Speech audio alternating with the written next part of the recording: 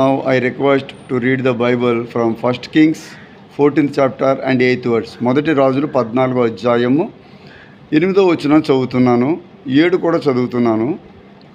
నీవు వెళ్ళి యారోబాముతో చెప్పవలసినది ఏమనగా, ఇశ్రాయేలు దేవుడైన యెహోవా ఈ ప్రకారము సెలవిచ్చుచున్నాడు, నేను నిన్ను బబులోను నుండి తీసి హెచ్చింపచేసి ఇశ్రాయేలు వారందరూ నా జనుల మీద నిన్ను అధికారినిగా నియమించి దావీదు సంతతి వారి యొద్ద నుండి రాజ్యమును తీసి నీకు ఇచ్చిండినను నా ఆజ్ఞలను గైకొని మనఃపూర్తిగా నన్ను అనుసరించి నా దృష్టికి ఏది అనుకూలమో దాన్ని మాత్రమే చేసిన నా సేవకుడైన దావీదు చేసినట్టు నీవు చెయ్యక, నీకంటే ముందుగా ఉండిన వారందరికంటేను అధికముగా కీడు చేసి ఉన్నావు.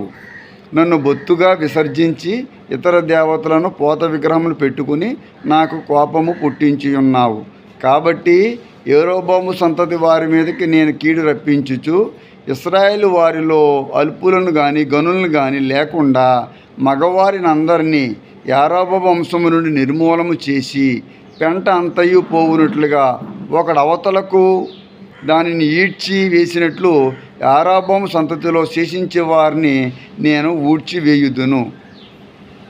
ప్రభునందు ప్రియమైన దేవుని సంఘానికి ఈ అధ్యాయములో మనకి కనబడుతున్నటువంటి వ్యక్తులు ముఖ్యముగా ఇశ్రాయేలు రాజు అయినటువంటి యారోబాము. ఇక్కడ ఒక వ్యక్తి కనబడుతున్నాడు. ఏం పేరంటే యారోబాము. యారోబాము గురించి దేవుడు తన ప్రవక్త ద్వారా ఏం మాట్లాడించాడు అంటే, నేను ఇశ్రాయేలు వారి మీద నిన్ను రాజుగా అధికారిగా చేశాను,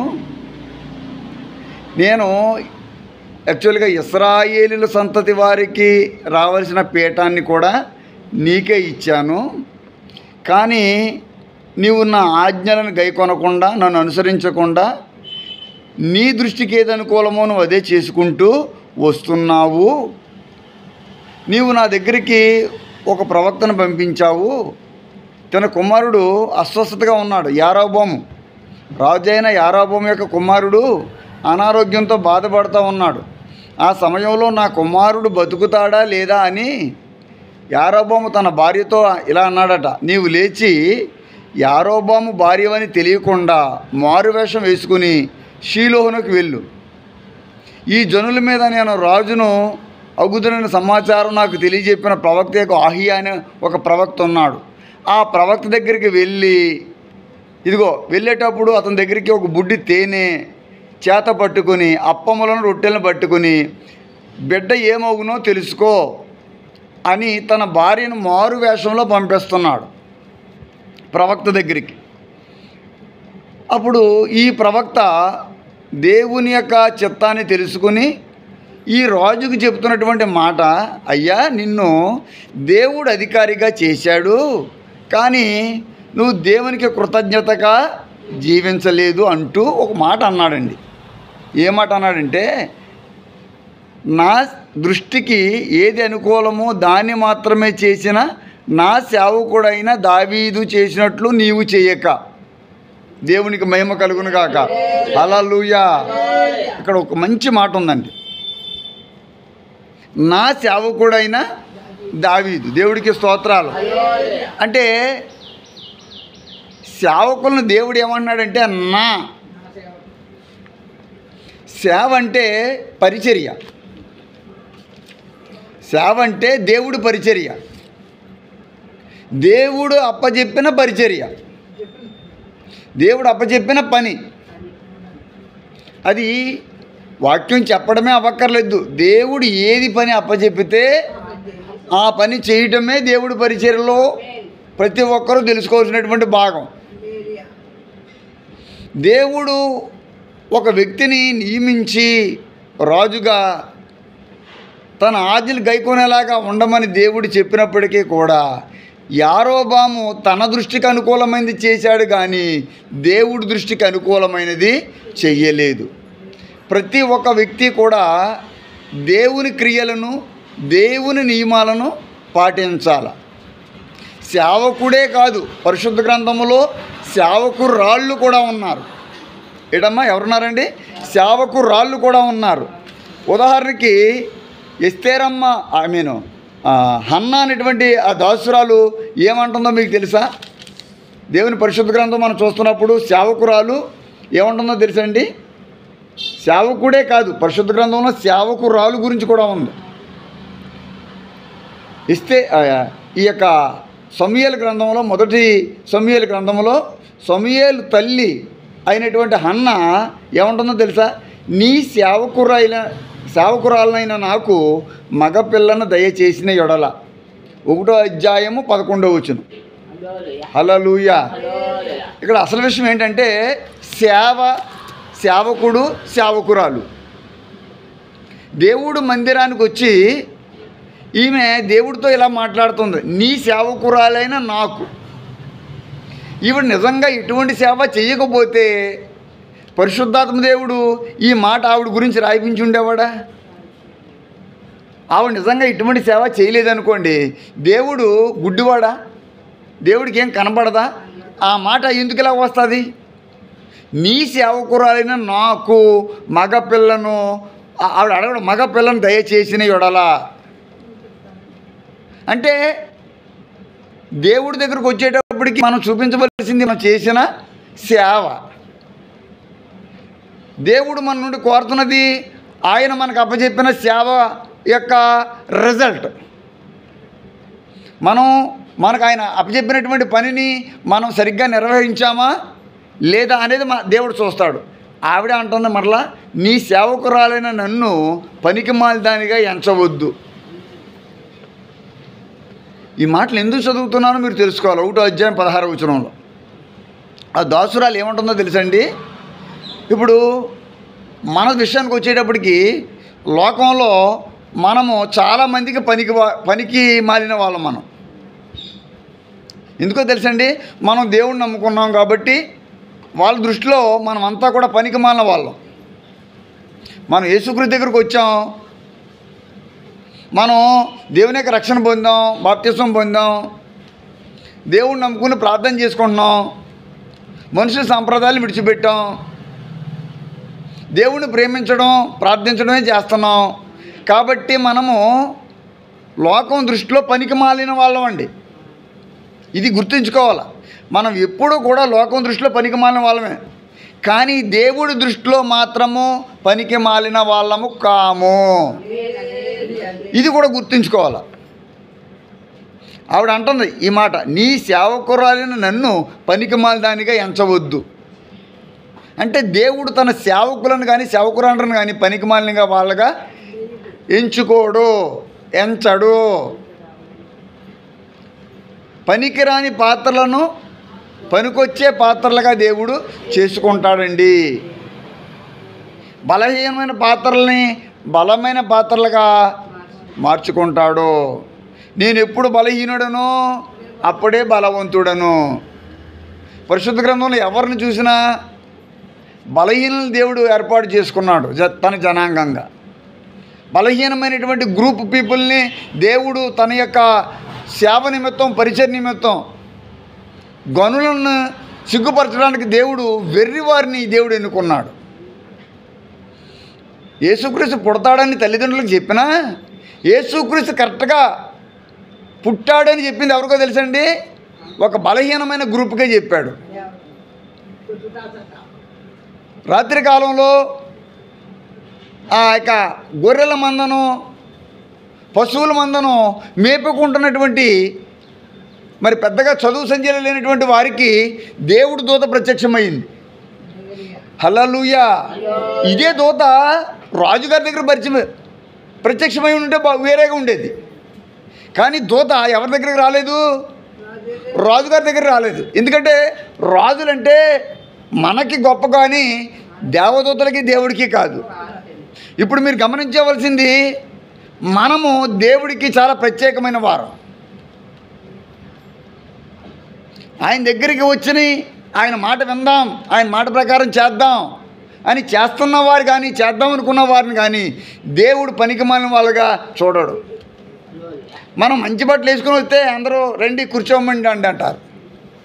మనం కొంచెం చిరిగిపోయిన బట్టలు వేసుకున్నాం అనుకోండి, ఎవడో మనం ఆహ్వానించరు ఎక్కడ కూడా. ఉదాహరణ చెప్తున్నాను. కానీ దేవుడు అలాంటి వాడు కాదు. దేవుడు పై రూపాన్ని లక్ష్య పెట్టాడు. నేను అదే చెప్తున్నాను. దేవుడు మనుషులకు పై రూపాన్ని లక్ష్య పెట్టేవాడు కాదు. ఇప్పుడు వీడు పనికి మానాడు, వీడికి పనికొచ్చేవాడని దేన్ని బట్టి చెప్తారు తెలుసా? వేసుకున్న బట్టలను బట్టి, వేసుకున్న బంగారాన్ని బట్టి. నిజమే కదండి? అదే పట్టుబట్టలు, పట్టు వస్త్రాలు, పచ్చ బంగారం వేసుకున్నారనుకోండి, అమ్మగారు అయ్యగారు అంటారు, కుర్చీలు వేస్తారు. ఏమీ లేదనుకోండి, మామూలుగా మనం కాళ్ళకి కూడా చెప్పులు లేకుండా వచ్చామనుకోండి, అసలు మనతో మాట్లాడరు, మన యొక్క చూడరు. మన యొక్క బలాన్ని చూస్తారు మనుషులు. బాగా చూడాల. మనుషులు మన బలాన్ని చూస్తారు. అంటే మనం వాళ్ళ కొరకు వాడబడతామా లేదా. మన దగ్గర బలం లేదనుకో, ఇది పనికి మాలింది, వీడి పనికి మాలోడు అంటారు, వీడు ఎందుకు పనికిరాడు అంటారు. వాళ్ళు గొడవకి వెళ్తే వాళ్ళతో పాటు మనం వస్తే మనం వాళ్ళ వాళ్ళం అవుతాం. మనం గొడవలు పెట్టుకోలేదనుకోండి, మనం వాళ్ళ వాళ్ళం కావు. కానీ బాగా గమనించండి, దేవుడి యొక్క పరిశుద్ధ గ్రంథంలో దేవుడి యొక్క వాక్యం ఏం చెప్తుందో తెలుసా? నీ సేవకురాలైన నేను నీ దృష్టికి కృపనుందునుగాక. హల్లెలూయా. ఎన్నిసార్లు ఈ మాట ఉందో తెలుసండి ఆవిడ? ప్రత్యేకంగా 3 సార్లు అన్నది. ఏమంటుందో తెలుసా? నీ సేవకురాలను నాకు మగపిల్లని దయచేయమని దేవుని కోరుకుంది. ఒకటి ఎవరి దగ్గర? దేవుడి దగ్గర. నీ సేవకురాలను నన్ను పనిమాలుగా చూడవద్దు అని అంటుంది. ఎవరితో? యాజకుడితో. మందిరంలో యాజకుడు ఉన్నాడు, దైవజనుడు ఉన్నాడు. ఆ దైవజనుడితో ఈ మాట అంటుంది. మూడోదిగా ఏముంటుందో తెలుసా? నీ సేవకురాలని నేను నీ దృష్టికి కృపనుందునుగాక. హల్లెలూయా. ఇప్పుడు మీరు ఆలోచించండి, కృప అనేది ఎవరు పొందుతారంటే ఆయన సేవకులు మాత్రమే. సేవకుడు అంటే దేవుడు వాక్యం చెప్పేవాడని ఒక ముద్ర వేసేసారు, అది తప్పు. మీరు చీపిరి చాటా పెట్టుకుని ఇదంతా తుడిచారు, మీరు కూడా సేవకులే. నేను యథార్థం చెప్తున్నాను. మీరు 2 3 పిలుచుకొని వచ్చారు, మీరు సేవకులే. మీరు ఇక్కడికి వచ్చి పాటలు పాడుతున్నారు, మీరు సేవకులే. మీరు సంఘాన్ని దీవించండి, సంఘస్థులందరినీ తీసుకురండి అని ప్రార్థన చేస్తున్నారు, మీరు సేవకులే. చాలా మా తప్పుడు మాట ఏంటంటే వాక్యం చెప్పేవాడు ఒకడే సేవకుడు కాదండి. దేవుడు పని ఏది చేసినా వాళ్ళ సేవకులే. ఇప్పుడు సేవకులు ఏం పొందాలా? కృపను పొందాలా. దేవుడు కృపనిస్తానన్నాడు. ఆయన దగ్గర ఏముంది? కృప ఉంది. దేవుడికి స్తోత్రం కలుగును గాక. హల్లెలూయా, హల్లెలూయా. మోషే ఫరో సేవకుల దృష్టికి మిక్కిలి గొప్పవాడయ్యాను. ఎంత చక్కని మాట ఉందో తెలుసండి. మోషే ఫరో సేవకుల దృష్టికి కూడా గొప్పవాడయ్యాడు. ఎప్పుడు? మోషే దేవుడు అప్పచెప్పిన సేవను బలంగా గొప్పగా చేస్తున్నాడు కాబట్టి ఇతడు ఫరో సైనికులకు కూడా గొప్పవాడిగా అనిపించాడట. దేవుడికి స్తోత్రాలు. ఇదే ఆశీర్వాదం మన మీద కూడా వస్తుంది. ఎలా వస్తుందంటే అండి, మోషే ఎన్నిసార్లు వెళ్ళి నా జనాంగాన్ని పంపించే ఇశ్రాయేలు అందరూ కూడా దేవుని సేవించుకోవడానికి మేము దూరంగా వెళ్ళాలంటే సరే అంటాడో కానీ పంపించడు. అంటే మోషేను ఫరో రాజు ఒక పిచ్చోడుగా, ఒక పనికిరానోడి కింద భావించాడనమాట. చాలే బాగానే చెప్తున్నాడు, పంపిస్తానులే అన్నాడు తప్ప ఎప్పటికప్పుడు మోసగించాడు తప్ప. అలాంటి సమయాల్లో దేవుడు 10 రకాల తెగుల్ని ఆ దేశం మీదకి పంపించేశాడు. 10 తెగుళ్ళు. దేవుడికి స్తోత్రం. ఇతడు చేస్తున్న పనులు, ఇతను నడిపిస్తున్న తీరు ఎవరు చూశారు? ఫరో సేవకులు చూశారు. ఇక్కడ సేవకులు 2 ఉంటారు, లోకాన్ని సేవించేవారు, దేవుణ్ణి సేవించేవారు. మనం దేవుని సేవించేవారు.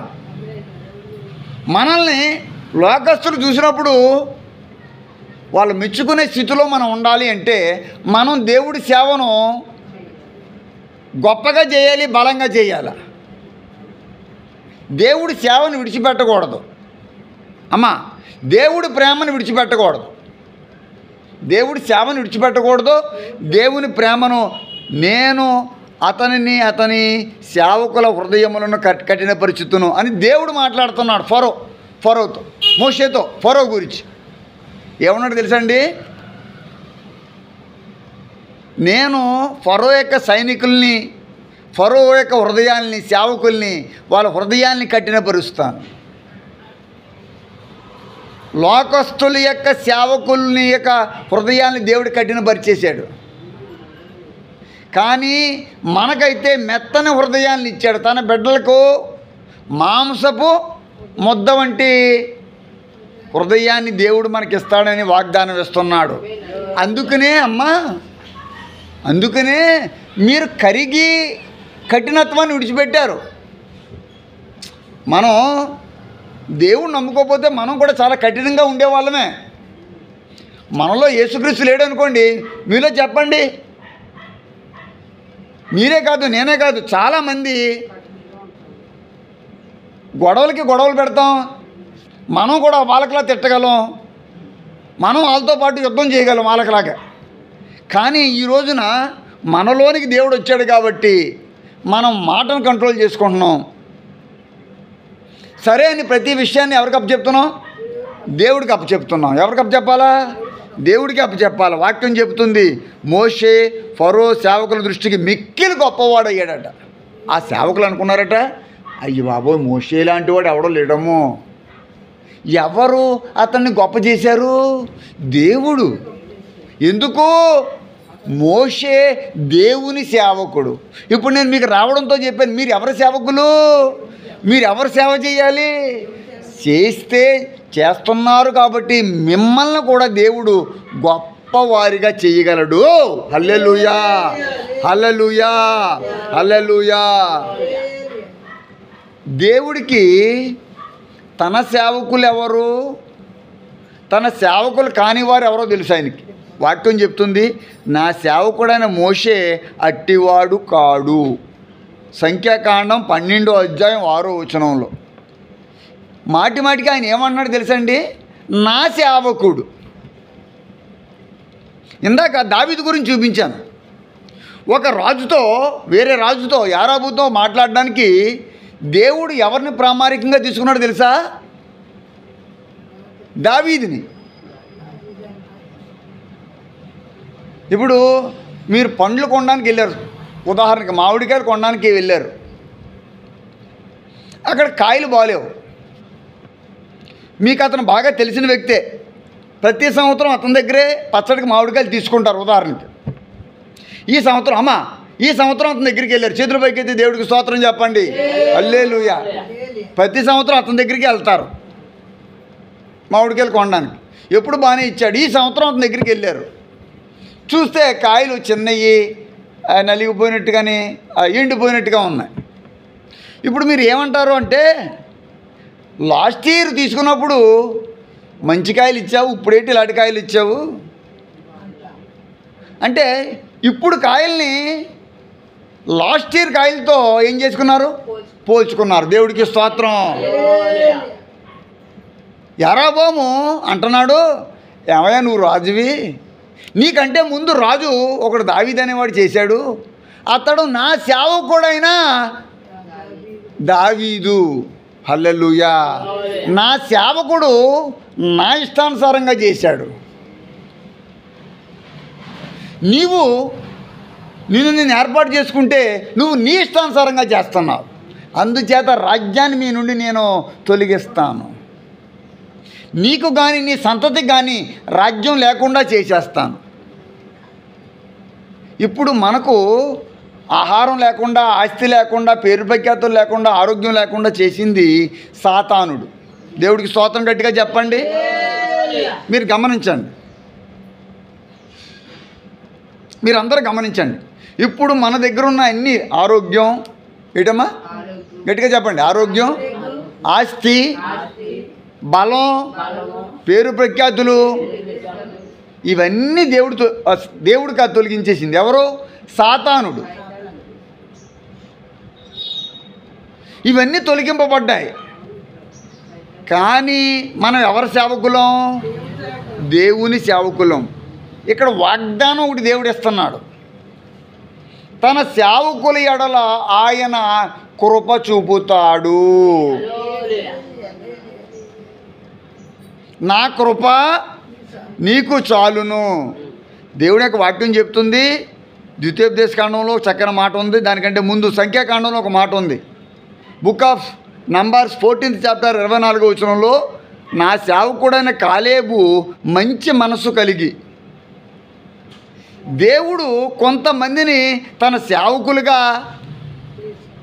పిలిచాడండి, చేసుకున్నాడు, పిలుస్తున్నాడు. ఆయన ప్రత్యేకంగా పేరు పెట్టి పిలుస్తున్నాడు. అలాంటి వారిలో ఎవరో తెలుసా? మోషే ఉన్నాడు. సంఖ్యాకాండం 12వ అధ్యాయం 6వ వచనం. రెండోదిగా ఇందాక చదివించాను, సంఖ్యాకాండం 14:24లో ఎవరి గురించో తెలుసా? కాలేబు. నా సేవకుడైన, ఎంత చక్కగా, నా సేవకుడైన కాలేబు మంచి మనసు గలవాడు. ఇప్పుడు అమ్మ, ఆయన సేవకులమైన మనం ఏ మనసు కలిగి ఉండాలా? అమ్మ చేతుల పైకెత్తి దేవుడికి స్తోత్రం చెప్పండి. మంచి మనసు కలగాల. మంచి మనసు కలిగి ఉంటే ఇక్కడ కూర్చున్న మీరందరూ కూడా మంచి మనసు కలిగిన వారే. తన సేవ మీ ద్వారా కొనసాగిస్తాడు. ఈ సేవ జరగడానికి మిమ్మల్ని వాడుకుంటాడు. తన సేవ జరగడానికి మీ కుటుంబస్తులు వాడుకుంటాడు. దేవుడికి మహిమ కలుగునుగాక. హల్లెలూయా, హల్లెలూయా. వాక్యం చెప్తుంది. నెబుకద్నెజర్ 25 ఇర్మియా గ్రంథం 9వ వచనంలో ఒక అన్యుని కూడా ఏమంటున్నాడు తెలుసండి? ఒక అన్యుణ్ణి నా సేవకుడైన నెబుకద్నెజర్ అంటున్నాడు. తన పని, అప్పచెప్పిన పనిని ఎవరు చేసినా వారందరూ దేవుడికి ఏమవుతారు తెలుసా? సేవకులే అవుతారు. ఇప్పుడు మనం ఇల్లు కడుతున్నాం. ఉదాహరణకి ఒక మేస్త్రి లేకపోతే ఎవరో పని చేసేవాళ్ళు వచ్చారు. మన బిల్డింగ్ అయిపోయింది. ఎదురుగుండా బిల్డింగ్ కూడా కడుతున్నారు. అదే బిల్డింగ్కి వాళ్ళు కూడా వెళ్ళారు. వాళ్ళ సేమ్ అదే మేస్త్రి, అదే వర్కర్స్ వెళ్ళారు. ఉదాహరణకి చేతుల పైకి దేవుడు స్తోత్రం చెప్పండి. ఆ బిల్డింగ్ చేస్తున్నారు కాబట్టి వీళ్ళు మనకు చేయలేదా? మనకే వాళ్ళే చేశారు, వాళ్ళకే మన వాళ్ళే చేస్తున్నారు. దేవుడికి స్తోత్రం, హల్లెలూయా.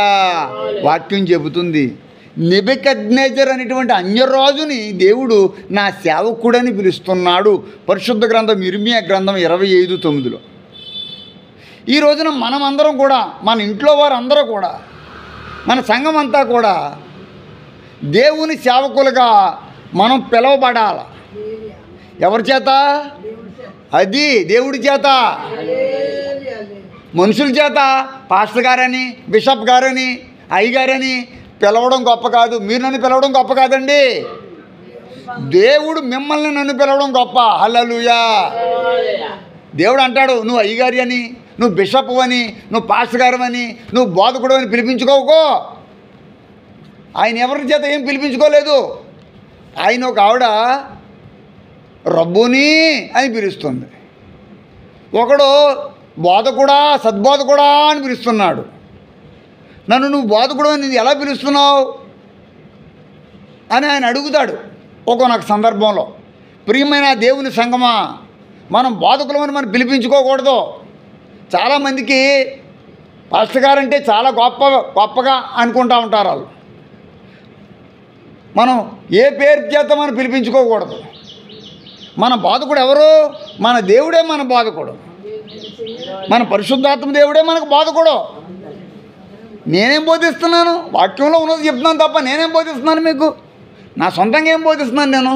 వాక్యంలో ఏముందో అది చెప్తున్నాను. మరి బోధకుడు ఎవరు? ఇప్పుడు ఆయనే, దేవుడే మన బోధకుడు. నేనేంటి? నేను ఎందుకు పనికిరాని వాడినండి? మరి ఎందుకు మనకు ఈ యొక్క పేరు ప్రఖ్యాతులు? ఎవరు మన బోధకులు? ఎవరు సేవ చేయాలి మనం? వాక్యం చెబుతుంది. అంతేకాదు యోబు విషయంలో కూడా దేవుడు 1వ అధ్యాయము 8వ వచనం, 2వ అధ్యాయము 3వ వచనం, 42వ అధ్యాయం 7వ వచనం, 8వ అధ్యాయం 4వ వచనం. యోబు గూర్చి దేవుడు నా సేవకుడైన యోబు గురించి ఆలోచించావా అని సాతానుతో మాట్లాడుతున్నాడు. చప్పట్లు కొట్టి దేవుడికి స్తోత్రం చెప్పండి. అంటే దేవుడికి యోబు మీద ఎంత నమ్మకం లేకపోతే సాతానుడట అటు ఇటు తిరుగుతూ దేవుడి దగ్గరికి వస్తే ఎక్కడ తిరిగి వస్తున్నావు ఏంటి విషయాలంటే అప్పుడు దేవుడు అంటాడట, సరే అటు ఇటు తిరిగి వస్తున్నావు కదా, భూలోకంలో యోబు దగ్గరికి వెళ్ళావా? యోబు ఎలాంటివాడో చూసావా? యోబు ఎంత నీతిమంతుడో తెలుసా? యోబు నా సేవకుడు అని యోబు గురించి ఆలోచించి తెలుసుకున్నావా అంటే అంటే దేవుడికి తన సేవకుల మీద ఎంత నమ్మకమో. మనం ఎవ్వరం కూడా దేవుడికి నమ్మకంగా లేకపోతే సేవకులం కాలేము. మనము ఎల్లప్పుడూ దేవుడికి నమ్మకంగా ఉండాలి. ఎల్లప్పుడూ దేవుడిని నమ్ముతూనే ఉండాలి, ఏ పరిస్థితుల్లోనైనా. ఈ పరిస్థితి దేవుడు నాకు తీసుకొచ్చాడు అని మనం దేవుని విడిచిపెట్టకూడదు. యోబు విడిచిపెట్టలేదు. యెహోవా ఇచ్చెను, యెహోవా తీసుకొనెను. ఇందాక చెప్పాను, దావీదు గురించి దేవుడు చాలా చోట్ల కీర్తన గ్రంథం 89:4 కానీ, ఇందాక చదివినటువంటి మంచి చక్కని మాట 1 రాజులు 14:8 కానీ దేవుడు ఏం మాట్లాడుతుంది తెలుసా? నా సేవకుడైన దావీదు. ఎంతమంది గురించి చెప్పానండి? మోషే, కాలేబు, నెబుకద్నెజర్, యోబు, దావీదు. అంతేకాదు ఇశ్రాయేలు జనాంగం గురించి కూడా దేవుడు తన సేవకులుగా మాట్లాడుతున్నాడు. మనుషుల్నే కాదు, జనాంగాన్ని కూడా తన సేవకులుగా చేసుకున్నాడు. If you read the Bible, యెషయా గ్రంథం 41వ అధ్యాయం 8వ వచనంలో నా సేవకులైన ఇశ్రాయేలు జనాంగం అంటున్నాడు. ఇది ఒక పార్ట్ అయితే ఇంకో పార్ట్ ఒకటి ఉంది. ఏంటంటే ఆయన చెప్పడమే కాకుండా కొంతమంది మనుషులు మేము దేవుడి సేవకులు అని చెప్పుకుంటున్నారు. వాళ్ళెవరో తెలుసండి? యాకోబు అంటాడు, నీ సేవకునికి చేసిన సమస్తమైన ఉపకారాలకును నేను అపాత్రుడను అని ఆదికాండం 32:10లో యాకోబు అంటాడు. ఏమన్నాడు? మళ్ళీ చెప్తున్నాను చూడండి, నాతో కలిపి చెప్పండి. నీ సేవకునికి చేసిన సమస్తమైన ఉపకారములకును. అంటే తన సేవకులకు దేవుడు ఏం చేస్తాడు? హల్లెలూయా. యెహోవా అందరికీ ఉపకారి. మీరేం అనుమానం పడద్దు, మీరు ఏం అవిశ్వాసంలోకి వెళ్ళొద్దండి. ఏం పరిస్థితి అయినా సరే అవిశ్వాసంలోకి వెళ్ళకండి. నేను మీకు మంచిగా చెప్తున్నాను. నేను నైవేద్యాలు తెమ్మని లేకపోతే నా కోసం ఏమైనా తినుబండారాలు తెమ్మని ధనం ఇమ్మని చెప్పను. నేను మీకు మంచి చెప్తున్నాను. అమ్మా, ఏ పరిస్థితి అయినా మీరు నిలబడండి. మీరు నిలబడితే మీతో కలిపి దేవుడు నడుస్తాడు. షద్రకు, మేషకు, అబేద్నెగోలు అగ్నిలో నడిచారండి. అలాంటి సమయంలో దేవుడు 4వ వ్యక్తిగా వారితో కలిపి నడిచాడండి. ఏమండి, ఆ దేవుడే ఇప్పుడు అదే దేవుడు, అదే ప్రేమ ఆయనలో ఉంది. ఆయన మరి షద్రకు, మేషకు, అబేద్నెగోలను ఒక రకంగా, మనల్ని ఒక రకంగా చూడ్డాయన. మనం అందరం ఏకరీతిగానే ఉన్నాం ఆయన దృష్టిలో. దేవుడికి స్తోత్రం. ఆయన అన్యజనులు కూడా ప్రేమిస్తున్నాడు. మీకు చాలామందికి తెలియదు ఏంటంటే, అస్సలు దేవుడు ఇశ్రాయేలుని మాత్రమే తన సంతానంగా చేసుకున్నాడు. పాత నిబంధన గ్రంథం అంతా కూడా ఇశ్రాయేలు గురించే ఉంటుంది. కానీ ప్రభువైన యేసుక్రీస్తు వచ్చిన తర్వాత, అపోస్తలుడైన పౌలు మాట్లాడటం తర్వాత దగ్గర నుండి కూడా నూతన విషయాలు వెలుగులోకి వచ్చాయి. అన్యజనులు అందరూ, ఎఫెసీయులకు రాసిన పత్రిక 2వ అధ్యాయము 3వ అధ్యాయాలు చదివితే అన్యజనులు అందరూ కూడా రక్షణ పొందాలని దేవుడి చిత్తమై ఉందని వాక్యం చెబుతుంది. అందుకనే ఈ రోజున ప్రతి దేశంలో, అమెరికా నుండి ఆంధ్రప్రదేశ్ వరకు, రష్యాలో, ఈవెన్ చైనాలో, ఆస్ట్రేలియాలో, యూరప్లో, అన్ని ఖండాలలో కూడా దేవుని వాక్యము ప్రజ్వలింపబడతా ఉంది. అనేక మంది వెలిగింపబడుతున్నారు. దేవుని వాక్యం చెబుతుంది, యాకోబు అంటున్నాడు, నీ సేవకునికి చేసిన సమస్తమైన ఉపకారములకు నేను అపాత్రుడను. మోషే అంటాడు ఇన్ ద బుక్ ఆఫ్ సంఖ్యాకాండం 11వ అధ్యాయం 11వ వచనంలో, నీ వేళ నీ సేవకుని బాధించితివి అంటాడు. ఒక కష్టమైన పరిస్థితులు. అతడు కూడా చాలా కష్టాలు అనుభవించాడు. ఇశ్రాయేలు నడిపించడంలో చాలా ఇబ్బందులు ఇరుకులు చూశాడు. ఇక తాలుకోలేక వాటిని తట్టుకోలేక ఆయన అంటాడు, నీ సేవకునికి ఇలాంటి బాధలు ఎలా కలిగించావు తండ్రి. సేవ. ఇక్కడ ఉన్న భక్తులందరూ కూడా దేవుడికి ఏం చూపిస్తున్నారు? సేవ. దావీదు అంటాడు కీర్తన 19:13లో, నేను నిజముగా నీ సేవకుడును. చప్పట్లు కొట్టి దేవుడికి స్తోత్రం చెప్పండి. ఇతను నిజంగా సేవకుడు కాకపోతే బైబిల్లో ఆ మాట ఎందుకు ఉంటుంది దావీదు గురించి? నిజమైన సేవ చేశాడు కాబట్టే కదా ఆ మాట ఉంది. ఆ మాట మీరు నేను రాసింది కాదు కదండి, అది పరిశుద్ధాత్మ దేవుడు రాయించింది కదా. ఇప్పుడు నేను రాసింది అనుకోండి, అయ్యో అయ్యగారు ఎలా రాశారని చదువుతారు. ఇక్కడ అయ్యగారు రాయలేదు, అమ్మగారు రాయలేదు. ఇక్కడ ఎవరు రాశారు? దేవుడే రాశాడు. దేవుడికి స్తోత్రం. యెహోవా తన సేవకులు గూర్చి సంతాపపడును. ఇక్కడ మీకు ఒక ఒక ఒక చాలా వండర్ఫుల్ మాట చెప్తాను.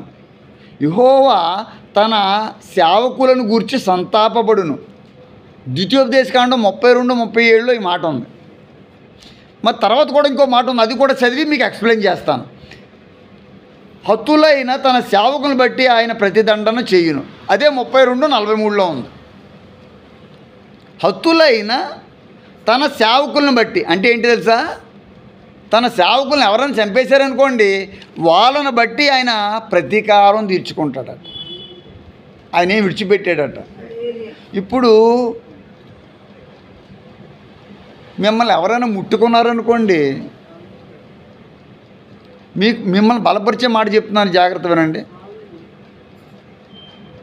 మీ మీద మీకు హాని చేసినోడు దేవుడితో విరోధి కింద లెక్క. అది మీ ఇంటి వారు అవనే బయట వారు అవనే. ఎందుకంటే మీరెవరో సేవకులు. దేవుడికి స్తోత్రాలు. ఈరోజు మీరు వాక్యం విన్నారు కాబట్టి మీరు సేవకులుగా అభిషేకించబడ్డారు. దేవుడికి స్తోత్రం. మీకు కొన్ని విషయాలు చెప్తే ఆశ్చర్యం వేస్తుంది. ఒక దైవజనుడిగా అభిషేకం పొందకుండా వాక్యం చెప్పకూడదు. ఒక సేవకుడు వాక్యం చెప్పడానికి పెద్దవాళ్ళ దగ్గర, వాళ్ళ పాదాల దగ్గర పడి వాళ్ళ ఆశీర్వాదం తీసుకుని వాళ్ళు ఒక 5-6 మంది 10 మంది కలిపి అభిషేకిస్తారనమాట. మీకు అర్థమైందండి? పాస్టర్ గారు కింద లేకపోతే బిషప్ కింద రెవరెండ్ అవన్నీ ఇస్తారు. అవన్నీ నాకు చేశారు. సరే, అవన్నీ పక్కన పెట్టండి. వాళ్ళు చెయ్యకపోతే ఎవరు మనం లెక్క చేయరు.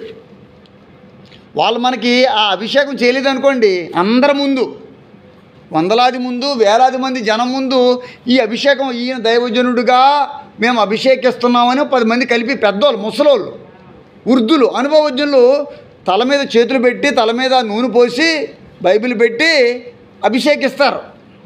సరే, కానీ ఆ అభిషేకానికి చాలా ఖర్చు అవుతుంది. అది పైకి ఎవరికి కనబడదు. వాళ్ళు ముందుగా అంటారు, ఏమండి మీకు అభిషేకం చేయాలంటే 20,000 ఖర్చు అవుద్ది అంటారు. మీకు చెప్పింది జాగ్రత్తగా వినండి. 25,000 భోజనానికి పెట్టాలి అందరికీ అంటారు. మేమందరం వచ్చి మరి రానుపోని ఖర్చులకి డబ్బులు ఇవ్వాలంటారు. ఏమండి, ఒక మనిషిని అభిషేకించడానికి 50,000 నుంచి మినిమం ₹1,00,000 ఖర్చు అవుతుందండి. కానీ ఇక్కడ దేవుడు రూపాయి తీసుకోకుండా ఈ రోజున మీ జీవితంలో తిరిగిలేని దినం ఏదైనా ఉందంటే ఈరోజే నోట్ చేసుకోండి. ఈవేళ ఏప్రిల్ ఎన్నో తారీఖు అండి? 22. మీరు గుర్తుపెట్టుకోండి, మీ జీవితంలో మీరు వృద్ధులైనా, మీరు పెద్దవారైనా, మీరు బలహీనైనా సరే, ఇది తిరుగులేని రోజు మీ జీవితకాలంలో. దేవుడికి స్తోత్రం. నేను ఘంటాపదంగా చెప్తున్నాను. నమ్మిన వారు దేవుడికి స్తోత్రం గట్టిగా చెప్పండి. ఎందుకో తెలుసండి, ఈరోజు దేవుడి సన్నిధి దగ్గర రాలేని వారు తమ జీవితంలో చాలా నష్టపోయినట్లు లెక్క. దానికి నాకు సంబంధం లేదు, అది వాళ్ళ బలహీనత. మీరు దేవుడి సన్నిధికి వచ్చారు. దేవుడు నాతో ఏం చెప్తున్నాడు తెలుసా? ఈ బిడ్డలు నా సేవకులని నాతో చెప్తున్నాడు. ఆయన చెప్పిందే నేను మీతో చెప్తున్నాను. ఎందుకంటే తన సేవకులైన వారు ఎవరైనా సరే మందిరంలో ఉంటారు. అన్న ఎక్కడుంది? హల్లెలూయా చెప్పండి. కాలేబు ఏ మనసు కలిగాడు? మంచి మనసు కలిగి ఉన్నాడు. దావీదు ఏం చేశాడు? తన ఇష్టానుసారంగా చేయలేదు, నా ఇష్టానుసారంగా చేశాడు. చప్పట్లు కొట్టి దేవుడికి స్తోత్రం. వాక్యం చెప్తుంది, యెహోవా తన సేవల గురించి, తన సేవకుల గురించి సంతాపపడును. అంటే ఏంటంటే, సపోజు తల్లిగారికి జ్వరం వచ్చేసి ఇంట్లో పడుకున్నారు. ఎవరు ట్యాబ్లెట్ ఇవ్వలేదు. ఆవిడైనా ఉండొచ్చు, మీరైనా అవ్వచ్చు. ఎవరు తలుపు తట్టి టీ కూడా ఇవ్వలేదు మీకు. సపోజ్ మీలో ఎవరికైనా సరే, మీరే ఇవ్వలేదని జ్వరం వచ్చింది మీకే, బాధపడుతున్నది మీరే, కాసుకుని అసలు తాగలేకపోతే, పరిస్థితి లేకపోతే ఇంకా అది కూడా లేదు మనకు. ఓకే అండి, ఉదాహరణ చెప్తున్నాను ఏమ్మా. ఒకవేళ కాసుకుని తాగవలసిన బాధ కూడా మీదే, పోనీ అలాగే అనుకుందాం. ఓకే, అంటే మనుషులు ఎవరికి ఏం లేదు, మన గురించి బాధ లేదు, ప్రేమ లేదు. కానీ తన సేవకుల గురించి యెహోవా సంతాపపడును. ఎంత గొప్ప విషయం ఏంటంటే, మీరు గబుక్కుని పడిపోయారనుకో, ఇప్పుడు ఎవరైనా ఉంటే అయ్యో అని బాధపడతారు. కరెక్టే, మానవత్వం ఉన్నవాళ్ళు. ఎవరు లేకపోతే ఎవరు బాధపడతారు? దేవుడే బాధపడుతున్నాడని వాక్యం చెప్తుంది ఇక్కడ. హల్లెలూయా. అందుచేత మీ కొరకు బాధపడే దేవుడు మనకున్నాడు. హల్లెలూయా. ఇదండి మీకు ఈరోజు బలం. ఈరోజు మీ బలం ఏంటో తెలుసండి? మీరు జీవితకాలం చనిపోయేంత వరకు మీరు అనుకోవాల్సింది ఏంటో తెలుసా? మాతో దేవుడు ఉన్నాడు, అంతేకాదు నేను బాధపడితే నా పిల్లలు బాధపడరేమో కానీ నా దేవుడు బాధపడతాడు. ఈ విశ్వాసం కానీ మీకుంటే మీరు ఆయన సేవకులు అయిపోయినట్టు. ప్రార్థన చేసుకుందాం.